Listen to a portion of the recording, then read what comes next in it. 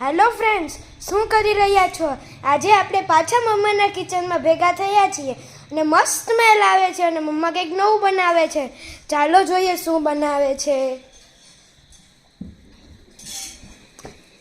મમ્મા, તું શું બનાવી રહી છો?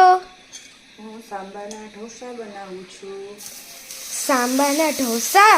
એ વળી કેવા?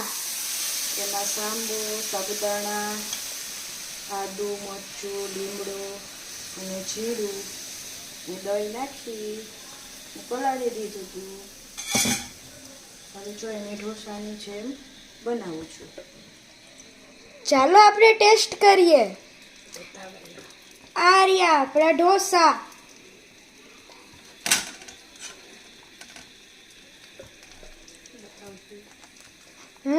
આનો